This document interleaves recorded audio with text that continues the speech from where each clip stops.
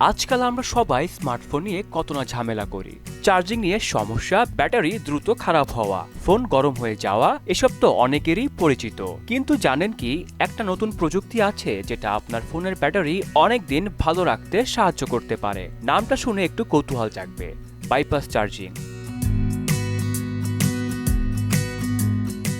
সোজা ভাষায় বললে, যখন আপনি ফোন চার্জ করছেন আর একসাথে ফোনও ব্যবহার করছেন, তখন সাধারণত চার্জার থেকে পাওয়ার আসার পর সেটা প্রথমে ব্যাটারিকে চার্জ দেয়, তারপর ফোন চালায়। এর ফলে ব্যাটারি গরম হয় আর দ্রুত ক্ষয় হয়। তবে বাইপাস চার্জিংয়ে ফোন সরাসরি চার্জার থেকে পাওয়ার নেয় আর ব্যাটারি তখন ব্যবহার হয় না বা চার্জ হয় না। অর্থাৎ ফোন চালু থাকে চার্জার থেকে পাওয়ার নিয়ে আর ব্যাটারি একটু বিশ্রাম পায়।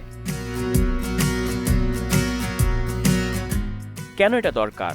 ব্যাটারি গরম হওয়া কমে যায়, ফলে ব্যাটারি দীর্ঘস্থায়ী হয়। গেমিং বা ভারী কাজ করার সময় ফোন কম গরম হয়, পারফরমেন্সও ভালো থাকে। ব্যাটারি দ্রুত পুরানো হওয়া থেকে রক্ষা পায়।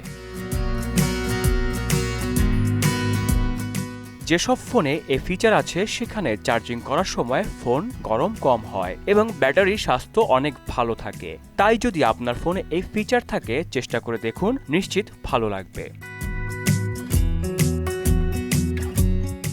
বাইপাস চার্জিং আসলে আমাদের ফোনের ব্যাটারি রক্ষা করার একটা দারুণ উপায়। ছোট ছোট এই ধরনের প্রযুক্তি আমাদের দৈনন্দিন জীবনকে অনেক সহজ এবং স্মার্ট করে তোলে।